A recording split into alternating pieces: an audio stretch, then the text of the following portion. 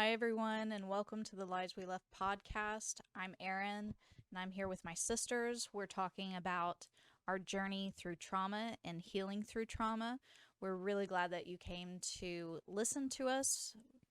And yeah, y'all want to introduce yourselves real quick before we start talking? I'm the oldest out of all the girls. I'm Brooke. I'm Ashley. Like I said, I'm Erin. So today we're going to be talking about anxiety. It's something that is very prevalent. Prevalent? That sounds like prevalent. Prevalent. I think tomato in that instance. Anyways, so we're talking about anxiety, and yeah, we're going to. How about we talk about first how anxiety was in our childhood? Because if I could go back in going back as a child, I wouldn't have said I'm anxious. I don't think the term anxiety or anxious was even there.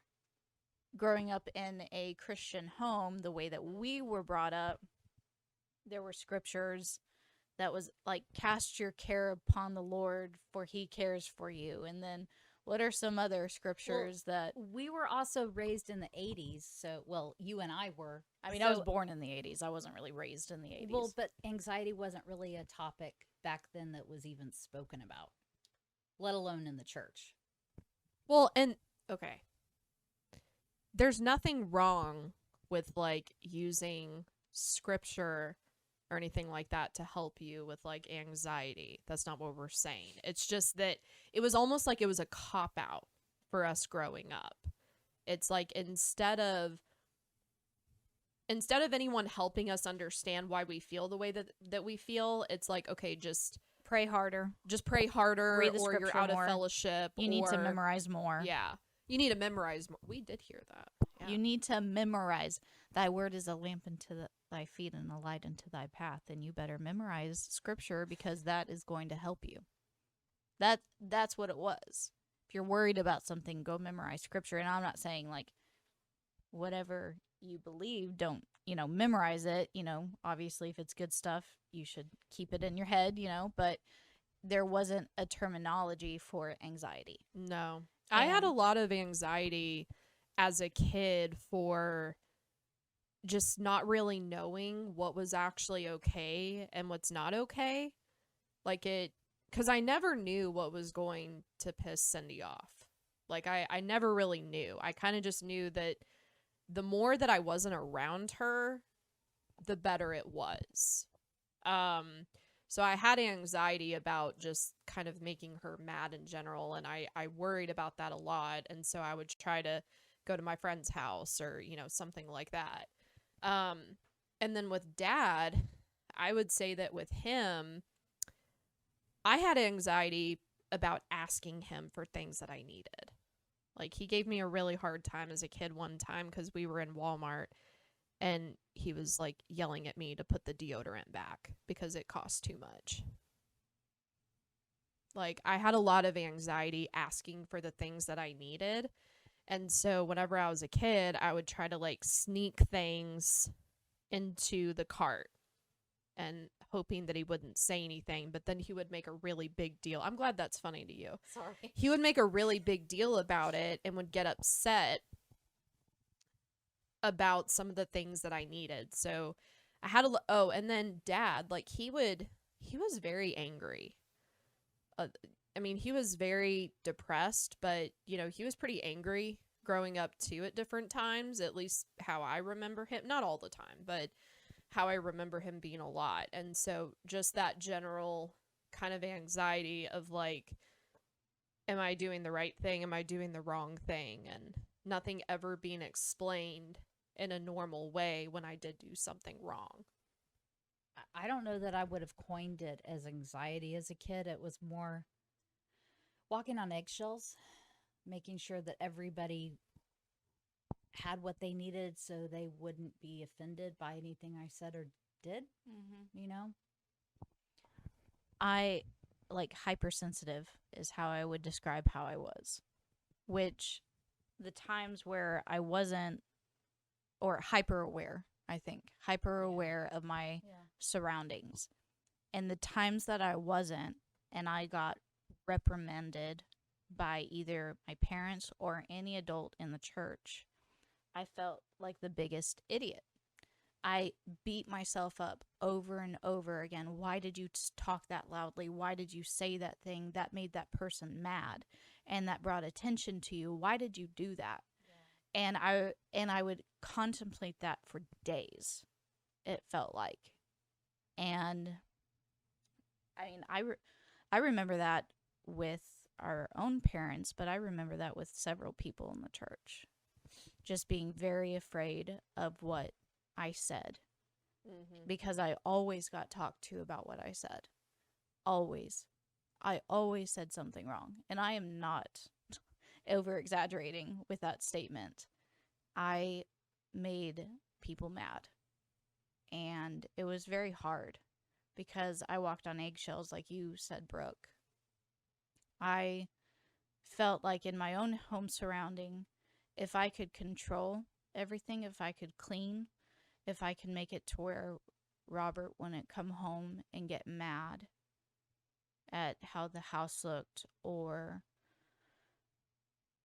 you know, if I could just make everyone's surroundings better, then maybe it would help. Maybe it would make everyone happy. And that just wasn't the case. And so I remember always just living on high alert. And it wasn't like I was going to get beat or anything. I actually really don't remember anything like that ever happening to me. You were. I was? Yes, you were. Okay, well, I have blocked that out because I do not remember that. No, You're- it most definitely, yes, things like that happen. You guys were spanked in a very horrific, abusive way. Yeah. Yeah, I just didn't want attention being brought to me in a positive or negative manner because I didn't know what was going to be good. But I definitely remember just being always on high alert. I also had two other anxieties that I think about. One of them was this constant and persistent anxiety of feeling like that I'm going to hell, no matter what I did. Even if I felt like I was maybe doing the right thing, I just constantly felt like I was going to hell. And I just, it was just constant for me. It was just this anxiety, and I was always worried about like what I was doing. The other anxiety that I had growing up, and I feel like I still deal with today, is a lack of like food, like being anxious that there's no food in the pantry, you know. Okay, I watched this TikTok and how when you know you grew up poor. And I didn't think about this at all. But the video, the woman takes a slice of bread, butters it, and then puts sugar on top of it and then eats it. Did any of y'all do that? I did cinnamon and sugar. I did cinnamon when we had cinnamon. But But I remember doing that. we never really had butter, though. I remember it being Well, the fake butter, the spreadable butter. yeah, That was Yeah. in the video that was that. Ugh. Yeah. Ugh. No, I remember that. Or taking rice with sugar and butter, and then, or the spreadable butter, and then that was your dessert. What's funny is my kids love that. Like, anytime I make like a dish with rice, they're excited for the rice so that they can do the butter and the sugar. And I'm just like, I'm so glad you boys enjoy this because this is all I had whenever I was younger. But yeah, anyways, yeah, food is a big trigger for me too with anxiety. Money is a very big Do y'all thing think for that me. do y'all think that that's why like all of us make sure that we have like so much food for holidays? Like a lot of like we try to almost have like extra. we want leftovers, Ashley. I Well, think there's it's that. I I'm think- surprised you didn't just say that. I mean, I make a very good turkey. And some of us want to have that turkey We go sandwich. ham around here for those who don't know. so I will say I think my measurements are off. Like I just like whenever I think making something in bulk, I'm like, well, triple this or quadruple this and that will be enough. And I don't really think so. It's actually kind of opposite of what I should be doing. I'm wasting, but yeah. No, I will say, like, I remember with going to the grocery store and Robert writing a check and him, like, it was really weird. He was very dramatic when he was checking out at the grocery line. It was like he wanted to instill a fear in me that we did not have enough. Like, he would even say, this check is going to bounce. I didn't know what that meant, but I knew that we didn't have the money for whatever he was paying for with a check. So I do remember just growing up in constant fight or flight. And how does that go to adulthood? I'll tell you. You become a prepper like Steven and I. No. You live, if it's untreated, if your anxiety is untreated, for me, I try to control the situation. And it's not that I'm trying to be, someone who is a control freak, like, wants everything her way or whatever. It's that I have to have this peace of mind that everything has been taken care of so that I can know that everything will be okay. And that's where, like, the source of usually all my anxiety comes from, is that I'm truly afraid that something will not be okay. Yeah, I definitely can relate to that. I feel like I'm being in such a hyper vigilant stage in my childhood, and it just went to my teenage years, young adult years, and now here I am 33 and I'm still dealing with it. And my body is not reacting well to it now. It's just like what I used to be able to do when I was younger, I can't do now. Because my body is just like giving out on all of the stress. I can't control everything. Travis said something a few months ago, and we were talking about the boys and all that, and he was like, well, when one of us dies, or when both of us die or whatever. And I'm like, I know this sounds really crazy, but I thought to myself, I won't be able to do anything once I'm dead about anyone's situations. And it brought intense anxiety to me. I won't be able to help any of my kids. What will happen to them? And that is very hard for me, is this loss of control, because in our childhood, we had no control. We had no control. We were at the mercy of two dysfunctional adults. Well, abusive, dysfunctional adults. And as it translates into adulthood, when you grow up, that you, like, for me, maybe not everyone else, but that you don't want to be helpless ever. And then, having to be in control all the time, that really plays into perfectionism. I think that those two go very much hand in hand. I struggle with that a lot. I think it's hard whenever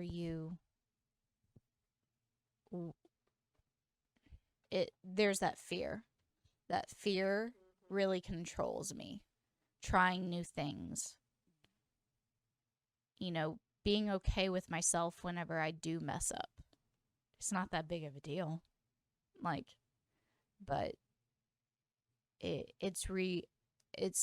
I'm trying to rewire my brain so that I'm not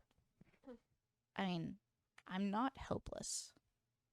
I can defend myself. I don't have to control everything. I can't control everything. And so it's like you have to tell yourself, you have to reframe your state of mind. And it's kind of scary sometimes looking at the world around you and you're just like, I'm just like this tiny little speck. I know when Dad died, I feel like every time I hold this microphone, I'm about to like just bust out a song. Let me tell you. The way that I hold it, I don't know why. After Dad died, I remember that's when my anxiety got really, really bad. I mean, I had bad anxiety before that, but the difference then was that I kept myself so busy that like that was my anxiety, which is kind of busyness, excessive busyness. So when some of that died off, once I got married and then Dad died, that's when the panic started. And dealing with that was very, very intense. And then it kind of developed into this fear that my body, that I was almost like out of control of what would happen to my body. Like just fearing that on some random day I could just get a heart attack. Didn't you faint because you started having anxiety and then I did. you just fainted?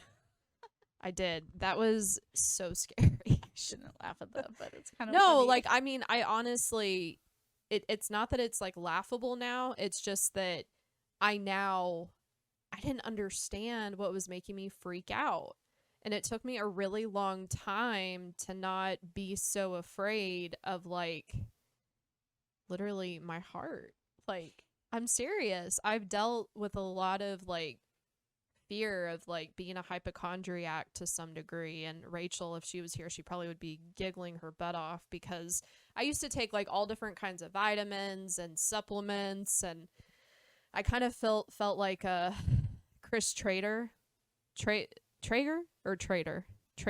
I don't know. Chris Traeger from Parks and Rec. He's like always taking all these supplements and stuff like that. That's kind of how I was because I just didn't want anything wrong with my body, like at all. And a lot of that has died off today. I mean, I still sometimes struggle, but I've been able to kind of figure out like what my triggers are and finding the source of my anxiety. But definitely busyness. When I became a teenager, that's kind of what my anxiety turned into. I think like also with my anxiety when I was younger, well, maybe when I was no. Yeah, I think being a teenager, you try to just fill it with being busy, not being home, maybe. Then yeah, as an adult, I don't know, I know with my anxiety, like I tried to numb it. I tried to numb it with food, sometimes alcohol, busyness. You can try to numb your anxiety, but I would have episodes, and towards the end of me with my CPS career, I would have such intense anxiety where it would just stay like right kind of above my heart and it just would not leave. And it was almost like I wanted to just like kind of like just like grab whatever was inside me. Are you enjoying pouring the tea, Ashley? I was going to say, here's some ASMR. No, for don't do everyone. that. We don't have a mic for that. My God. Brooke, what about you? You just want to grab the anxiety and just like pull it out, but you can't. I don't really struggle with anxiety. Never have. I haven't finished. Try again. Remember our conversation about interrupting and how this had to change? This is one of those moments. Now, I did not struggle with classic symptoms of anxiety. I was more in the high functioning anxiety level. Whereas my anxiety would come out in my workload, how I would perform at work, hypervigilance of being 30 minutes early to work, 30 minutes, like even here today, I did better. I was only 10 minutes early, which was awesome. Shut up. But yeah, I didn't really have panic. I think I've had maybe 2 panic attacks in my entire lifetime. It was more because I was so used to fighting my way out of things that made me uncomfortable. I would face them head on and just run towards it instead of running away from it. And I think that was just a false illusion to feel like I was in control. That's all. I think like the high functioning anxiety, yeah, you can have that. Why do you keep spilling tea on yourself, Ashley? I don't know. I'm sorry. Ashley tried pouring herself tea for this episode, and I just don't think it's going to be happening any other time. Probably. Yeah, so what, like, how do you fix anxiety? Does one fix anxiety? Well, let's talk about what happens if you don't first, like the ramifications. You start a die. podcast. You start a podcast. No. I'm drinking some of your Oh, you're delicious fine. tea without spilling it on It is myself. very delicious. I would say, no, it's pretty good. No, you put sweetener in it. I put honey. I would say some of the ramifications are that you kind of go into, like, your body just declines. Last year, after Granny passed away and I was working my intense job as a supervisor, and it was just really, really stressful and too much for me. And like your brain chemistry, it what's the word I'm looking for? Your hair started falling out. Yeah, my too. hair started falling out. It just declines. Like your body, hormones. yeah, your hormones decline. Like your brain chemistry tapers off. It gets wacky. So I think for me, what it meant for me at the time was, okay, I need to revamp my brain chemistry, because at this point I've tried every supplement there is known to man. I tried MMA. I tried other things just in general to help with the stress and with the intense anxiety, and it wasn't getting any better. That was the worst anxiety I've ever had in my life. It wasn't when I fainted because of a panic attack. It was a consistent several month ordeal. It was horrible. So for me, it meant that I needed to get on a very low dosage of medication to help me kind of get back to myself. And I kind of forgot what that looked like. So for me, it was medication. That doesn't always mean that that's the answer for everyone. During that time, I also had to keep working on my anxiety. So that's also the important piece of it. I personally believe that medication is just like a Band-Aid, at least for me. It's a Band-Aid until I can kind of get myself back to normal and work through what I need to work through. Yeah, and I mean, that's definitely for you. Like, for me, for my insomnia, I've had to have medication for quite a while now. Yeah. And then when I was working with in CPS, and I was doing all this work, because, I mean, I have this whole timeline. Sometimes timelines help whenever, like, your own timeline, writing down, and you're like, oh, this is why I'm so stressed. This is why I'm so anxious. This is why I'm so depressed. When you start just categorizing everything and you see it and you're like, oh my gosh, and then you give yourself grace. But I came to the realization about the molestation, and then a few weeks later I start CPS, and we're living in this fifth wheel trailer to try to pay off debt, and that we renovated a fifth wheel trailer, and so it was just a lot of we moved to a new city, so it was a lot of new experiences, and it was very stressful. So I eventually got on antidepressants, insomnia medication, 2 different forms of anti-anxiety medication at one point, taking a whole lot of vitamins, and I was at my heaviest weight that I'd ever been, besides not being pregnant.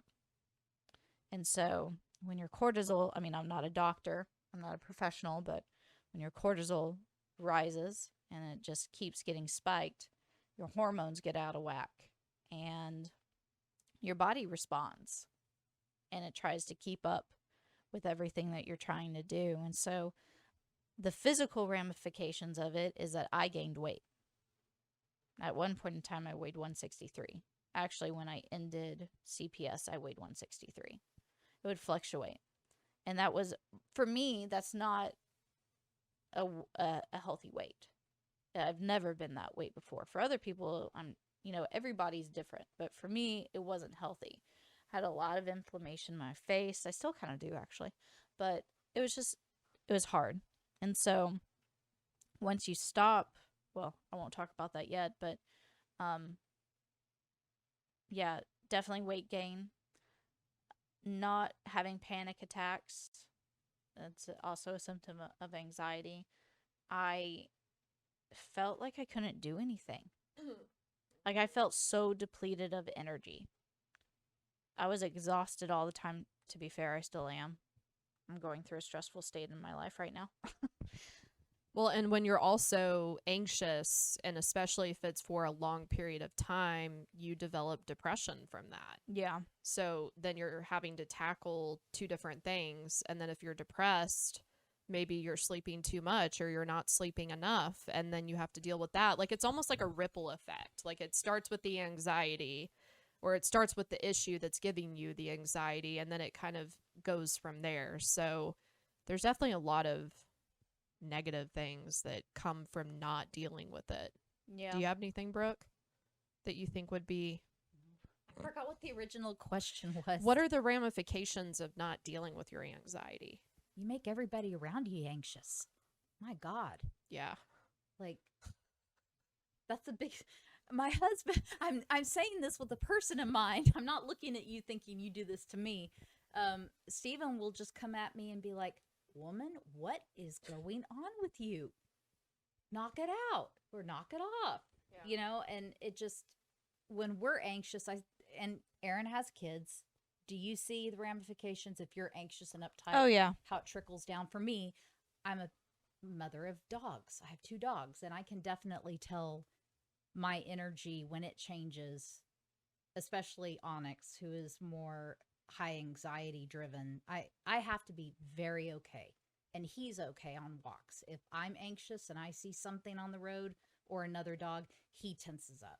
So I think that's one of the biggest things. We don't realize how our anxiety and not getting that in check and in control can affect the people around us. So what are we doing now that I guess is helping our anxiety? Tai Chi. It's amazing. That's the only thing you're doing? I'm not judging you. I'm just asking. I use my Rife machine. That really helps. And then I've done some spiritual work that has really greatly, it was a game changer for me. But the Tai Chi really helped because the breath work, you're breathing, and you're focusing on making these fluid movements, but you're doing it as a thick fog, and you breathe in very deeply, you breathe out, and it just calms your nervous system. It puts you in a state of moose frappa without the rubbing the ears. Uspa. Oh, is that what it is? Oh, I don't know. Aaron, what about you? I am doing dry brushing lately. For anyone who doesn't know what dry brushing is, I didn't realize that helped with anxiety. I didn't say it does, but I mean, Oh, it, that's a question. no, I mean like it having a daily routine. Oh, That I guess is the part that helps me with anxiety. Doing something for myself. Part of my journey in trying to heal currently right now is that I'm trying to do things that are kind to my body. I mean when I was working out, it was like push push push. No pain, no gain, and No pain, there's no gain. yeah, there's that just kind of, it can be kind of toxic. Well, if your body's shutting down, yeah. who cares if you gain something? All you're gaining is like more issues. And it just wasn't working for me. Weightlifting was not working for me. Running was not working for me.